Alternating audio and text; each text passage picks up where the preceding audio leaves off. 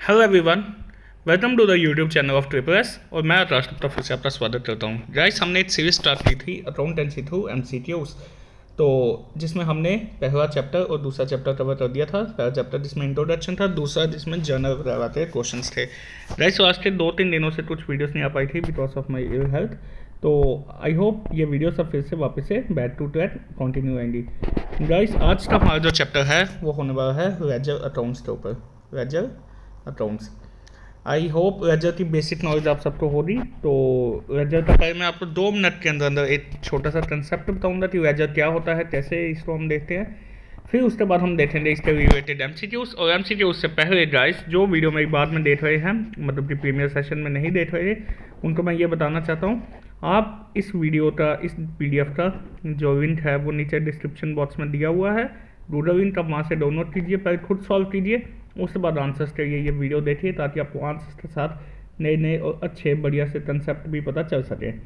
Guys, उसके apart ये PDF आपको ट्रिपल एस के टेलीग्राम चैनल पे भी मिल जाएगी, तो आप वहाँ से भी इस पीडीएफ को डाउनलोड करके सॉल्व कर सकते हैं और आंसर्स के लिए और नए नए कंसेप्ट जानने के लिए ये वीडियो देखेंगे।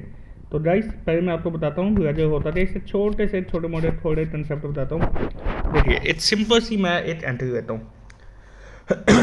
अगर मैंने अपनी दुकान में कोई सेल्स की, ठीक है, तो मैं कैसे उसकी एंट्री करूँगा? Cash to sales. मैं मानता हूँ ये कैश सेल हुई है, मतलब कि मेरे पास पैसा आया, ठीक है, कैश टू सेल्स। तो कैश टू सेल्स मैं मानता हूँ, जैसे सपोज करो 100 रुपीज़ की हुई है, 100 यहाँ पे डेबिट भी हो जाएगा और 100 क्रेडिट भी हो जाएगा। एक और मैं एंट्री मारता हूँ जिसमें आएगा Ram to sales, Ram to sales, यहाँ पे 100, ऊपर नीचे भी 100, जो मैं 100 के बजाय ये 10 का मान लेता हूँ। तो कैश सेल 100 रुपीज़ की हुई और राम के पास सेल्स 10 रुपये की हुई। अब क्योंकि राम ने हमें पैसा नहीं दिया, तो इसे राम का हमने क्या किया, राम को हमने डेप्टर साइड में डाल दिया, क्योंकि पैसा नहीं दिया ना। तो जब जो बंदा पैसा नहीं ना देता, उसका नाम हमेशा हमें याद रहता है कि हाँ भाई, इसने मेरा पैसा देना है, इसने मेरा पैसा देना है, ठीक है। हमें भी याद होता है हमने किसका पैसा देना है, और पैसे लेने वाले को भी नाम याद होता है, पैसे देने वाले को भी नाम याद होता है। बट जब पैसा आ जाता है तो मुझे क्या लेना देना, मुझे कहाँ से आया कहाँ से नहीं, ठीक है। तो गाइस, अब मुझे अगर कोई पूछे कि ऐसे ही, ये तो 2 ट्रांजेक्शन है बस, एक बिजनेस में एक ही दिन में हज़ारों ट्रांजेक्शन्स हो जाती हैं जो बड़ी बड़ी फर्म्स होती हैं। तो एक महीने में बहुत ज़्यादा होती होंगी, एक साल में बहुत ज़्यादा होती होंगी। तो इसलिए हमें उनका एक और इंडिविजुअल अकाउंट्स मेंटेन करना बहुत ज़रूरी होता है। सपोज तो राम ने सेल्स दी, और राम ने आज ही थोड़ी ना दी, राम कभी और भी आ सकता है, कभी पैसा देगा वेगा, तो मुझे इंडिविजुअल्स अकाउंट्स बनाना ज़रूरी होता है, ठीक है। जैसे कैश टू सेल्स था, तो मैं इंडिविजुअल अकाउंट्स कैसे बनाऊँगा? तो इंडिविजुअल अकाउंट्स के लिए देखिए क्या होता है। जैसे मैंने बताया, कैश टू सेल, और यहाँ पे था राम टू सेल, ठीक है गाइस, दोनों 100 के। तो अब जब मैं अगर सेल्स की बुक बनाऊंगा तो क्या करूँगा? सेल्स में यहाँ पे आता है, इसमें डेबिट, यहाँ पे आता है क्रेडिट। टोटल इसमें 8 कॉलम होते हैं। सबसे पहले डेट आती है, फिर पर्टिकुलर्स, फिर आता है जेएफ यानी कि जनरल फोलियो, फिर आता है कैश डेबिट अमाउंट, फिर क्रेडिट में सेम रिपीट हो जाता है, डेट, पर्टिकुलर्स, जेएफ यानी कि जनरल फोलियो, और उसके बाद आता है क्रेडिट अमाउंट। अब क्योंकि जो सेल्स है, अब आपने इसको कैसे पढ़ना होता है, ये जो 2 सेल्स है ना, यहाँ पे आप इसके पहले बता देंगे बाय, ये आएगा बाय। अब सेल्स में हम क्या करेंगे? सेल्स में जब आपने सेल्स देखनी है तो सेल्स बाय कॉलम को आप ऐसे देखो, तो इसको जब आपने सेल्स देखना है तो इस कॉलम को ऐसे मिटा दो, तो क्या आया? By cash. तो हम यहाँ पे क्या एंट्री करेंगे? By cash. तो सेम यहाँ पे क्या करेंगे? बाय राम, ठीक है। तो इवेंचुअली आपका क्रेडिट अमाउंट कितना हो जाएगा? 110। तो हम इसको बोलेंगे क्रेडिट बैलेंस। जब क्रेडिट डेबिट से ज़्यादा होता तो क्रेडिट बैलेंस, और जब डेबिट क्रेडिट से ज़्यादा होता तो डेबिट बैलेंस, ठीक है गाइस। तो इसके बाद हम इसी क्लोजिंग कैसे करेंगे? अब 110 रुपया यहाँ पे आया, तो हमने बैलेंस करना है, यहाँ पे आता है 2, तो हम लिखेंगे 2 balance carried down. 2 balance carried down कितना आएगा? 110 रुपये, और ये यहाँ बाद में यहाँ पे नीचे ट्रांसफर हो जाएगा, हम लिखेंगे by balance brought down 110। Guys I hope आपको ये बेसिक कंसेप्ट समझ आया होगा। अब इस बेसिक कंसेप्ट के बाद हम करते हैं ये वीडियो को स्टार्ट, क्योंकि बहुत देर बाद देख रहे होंगे तो उनको भी आज इसके कंसेप्ट ताज़ा हो रहे होंगे। बोलता है if debit balance of account bank account is greater than credit side then it represents. देखिए डेबिट बैलेंस किनका होता है? डेबिट बैलेंस होता है एसेट, एक्सपेंसेस और लॉसेस। यानी कि आपको सिंपली देखना है इसमें एसेट, एक्सपेंस और लॉस कौन सा है। कैश एट बैंक, बिल्कुल ये बिल्कुल सही आंसर है, cash at bank. Bank loan हम बाकी ऑप्शन भी देखेंगे, बिल्कुल नहीं, क्योंकि बैंक लोन क्या है? लाइबिलिटी है, और लाइबिलिटी होता है क्रेडिट बैलेंस। बैंक ओवरड्राफ्ट ये भी लाइबिलिटी है, क्योंकि ये भी एक शॉर्ट टर्म लोन ही आप समझ लीजिए। नन ऑफ देम तो आएगा नहीं, क्योंकि option number A is right answer. Guys अब देखते हैं next question. Credit means, credit का क्या मतलब होता है? गाइस क्रेडिट का मतलब होता है, अब देखिए क्रेडिट दो तीन तरीके से हो सकता है। एक तो होता है ये डेबिट साइड है, ये लेफ्ट साइड होती है, तो होती है क्रेडिट साइड। जब आप राइट हैंड साइड में एंट्री करते हैं तो क्रेडिट होता है, ठीक है। जब लाइबिलिटीज इंक्रीज होती है तब क्रेडिट होता है। लेकिन यहाँ पे क्या था? लाइबिलिटीज डिक्रीज, तो नहीं, लाइबिलिटीज डिक्रीज का मतलब क्या होता है? क्रेडिट नहीं है, वो डेबिट हो रहा है। इंक्रीज इन एक्सपेंसेस बिल्कुल भी नहीं, क्योंकि जब एक्सपेंसेस इंक्रीज होते हैं तब भी डेबिट साइड इंक्रीज होती है, तो ये भी नहीं आएगा।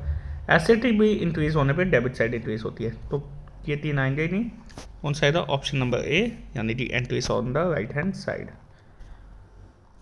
Option A is right answer. Guys अब देखते हैं question number 3। Ledger is a principal book in विच।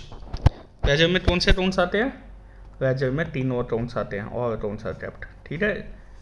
अब आपसे एक सवाल है, वेजर का तो मैंने बता दिया, वेजर में और सभी अकाउंट्स आते हैं। आप मुझे बताएंगे कि ट्रेडिंग और प्रॉफिट लॉस अकाउंट में कौन से अकाउंट्स आते हैं? ट्रेडिंग एंड, आज का यही सवाल है, ट्रेडिंग एंड पीयर एंड अकाउंट में कौन से अकाउंट्स आते हैं, ठीक है। ट्रेडिंग एंड पीयर एंड अकाउंट में कौन से अकाउंट्स आते हैं। नेक्स्ट क्वेश्चन है which item will appear on the credit side of ledger account. तो क्रेडिट साइड में कौन सी आएगी? क्रेडिट साइड में मैंने बता दिया, सिंपल है। क्रेडिट साइड में आएगा आपका लाइबिलिटीज, आपका इनकम, आपका गेन्स, ठीक है। Liabilities, income and gain. तो इनमें से देखते हैं लाइबिलिटी, इनकम एंड गेन में से कोई भी एक कैटेगरी है। देखिए कैश रिसीव नहीं आएगा। कैश रिसीव को आप इनकम मत समझिए, कैश जो है वो आपका एसेट है, ठीक है। कैश आपका एसेट है, ना कि इनकम। परचेजेस नहीं, परचेजेस क्या है? एक्सपेंस है। Discount received is right answer. Why discount received is right answer? क्योंकि डिस्काउंट रिसीव्ड क्या है? ये आपकी इनकम है, ठीक है। आपको गलत समझा। रेंट एक्सपेंसेस भी नहीं, क्योंकि ये सामने ही एक्सपेंस लिखा हुआ है। तो option number C is right answer guys. अब उसके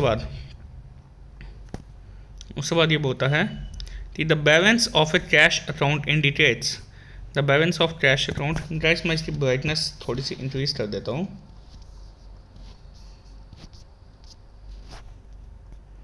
the balance of cash account indicates, balance क्या इंडिकेट करता है कैश अकाउंट का? देखिए कैश अकाउंट क्या है? और एसेट है, तो कैश अकाउंट इंडिकेट करता है जो हमारे पास पैसा बचा हुआ हो, तो यानी कि net cash in hand. Option A is right answer. Net loss नहीं आता है, नेट इनकम भी नहीं आएगा, नेट वर्थ भी नहीं आएगा, नेट कैश इन हैंड।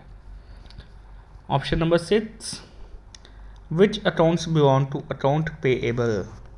देखिए गाइस अकाउंट्स पेएबल क्या मतलब हुआ? अब इसको सिंपल इंग्लिश से ही समझो। अकाउंट पेएबल का क्या मतलब है? जो हमने पैसा देना है, तो हमने किसका पैसा देना होता है? कस्टमर का पैसा थोड़ी ना देना होता है, कस्टमर ने हमारा पैसा देना होता है। कस्टमर अकाउंट आता है, अकाउंट रिसीवेबल होता है। वेंडर कौन होता है? जिससे हमने माल उठाया, बिल्कुल जिससे हमने माल उठाया।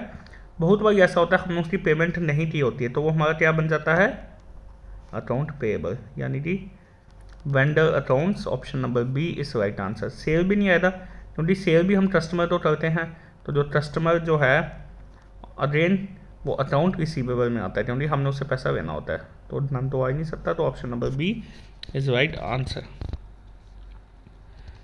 नेक्स्ट क्वेश्चन वापस से बोलता है an account is set to have debit balance if. Account में डेबिट बैलेंस होता है कब? जब amount of debit exceeds the amount of credit, ठीक है, बिल्कुल सही, यही आंसर है। मैंने अभी बताया था, जब मैंने स्टार्टिंग में ये cash to sales for example बताया था, मैंने बोला था कि जब डेबिट साइड में, ये डेबिट साइड है, ये क्रेडिट साइड है, जब डेबिट साइड में पैसा ज़्यादा आ जाता है, सपोज से ये डेबिट साइड में 1000 रुपया आया और यहाँ पे जो क्रेडिट एंट्री थी वो टोटल 900 थी, तो मैं क्या बोलूँगा, डेबिट बैलेंस है। तो हम इसको क्लोज कैसे करते हैं, यहाँ पे आएगा बाय बैलेंस कैरिड डाउन, फिर उसके बाद इसको हम बोलते हैं क्लोजिंग, फिर यहाँ पे ट्रांसफर करेंगे 800 टू बैलेंस ब्रॉट डाउन। बाकी ऑप्शंस भी देख लेते हैं। There are more entries on debit side than on credit side, नहीं, बिल्कुल भी नहीं। क्या था, डेबिट साइड में ज़्यादा एंट्रीज हों, डेबिट साइड में मैं बताता हूँ 10 एंट्रीज हैं, पर हर एंट्री 20-20 रुपये की है, तो टोटल हो गया 200। यहाँ पे एक ही एंट्री हो रही 2000 की, तो कहानी खत्म हो रही। हमें यहाँ पे देखना है पैसा कहाँ पे ज़्यादा है, तो ये नहीं है the last entry on the total, ये तो बिल्कुल भी नहीं, नन ऑफ द अबव। बोलते हैं लास्ट एंट्री जो है वो डेबिट साइड में, ऐसा नहीं होता कुछ, ठीक है। हमें देखना है ज़्यादा पैसा कहाँ पे, तो option number A is right answer.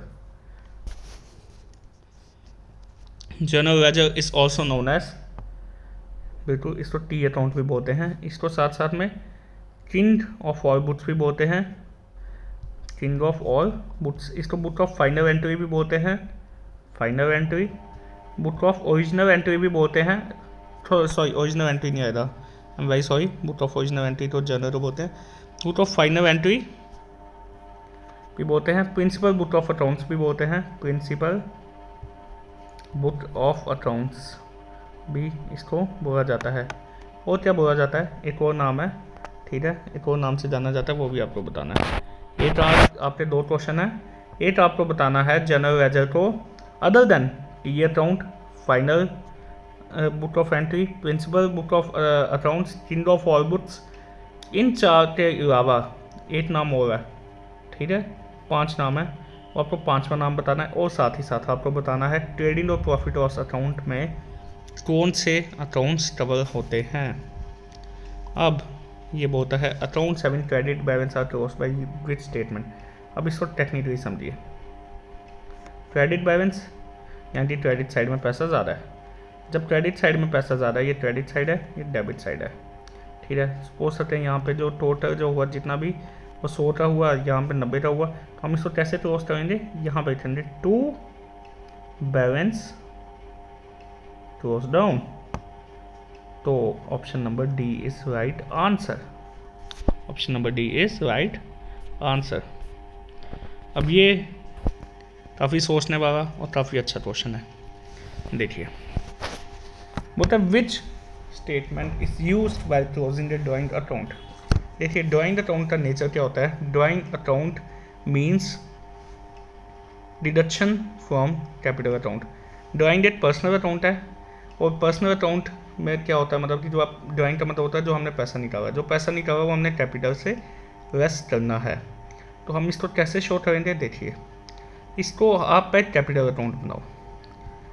Capital account का नेचर क्या है, क्रेडिट, मतलब कि इसमें क्रेडिट साइड से पैसा बढ़ेगा, तो लेकिन जब इसमें पैसा घटाना है तो मैं कहाँ से घटाऊँगा, कैपिटल में जब मैं ड्राइंग की एंट्री करनी है मुझे, अगर कैपिटल में ड्राइंग की एंट्री करनी है तो मैं टू वाली साइड करूँगा, क्योंकि मुझे कैपिटल में पैसा घटाना है ना, और कैपिटल का नेचर क्या है, कैपिटल का नेचर है क्रेडिट नेचर, तो टू ड्राइंग अकाउंट, और क्योंकि डुअल एस्पेक्ट है, अगर यहाँ पे टू ड्राइंग है तो ड्राइंग अकाउंट में कैपिटल क्या आएगा, ड्राइंग अकाउंट में कैपिटल क्या आएगा, बाय कैपिटल अकाउंट, ठीक है गाइस, बाय कैपिटल अकाउंट, तो इस तरफ से ये आंसर है बाय कैपिटल अकाउंट। तो गाइस ये था हमारे आज से 10 क्वेश्चन का सेशन। मतलब फिर से आऊँगा लेजर पे ही कुछ नए क्वेश्चन और अच्छे क्वेश्चन थे, और तब तक के लिए आप मुझे इन 2 क्वेश्चन का आंसर दे दिए जो मैंने आपसे पूछा है। आई होप आपको इस सेशन पसंद आया होगा, और आप इस वीडियो को ज़्यादा से ज़्यादा शेयर कीजिए, और चैनल को लाइक शेयर और सब्सक्राइब करना नहीं भूलिए। मिलते हैं आपसे नेक्स्ट वीडियो में, थैंक यू।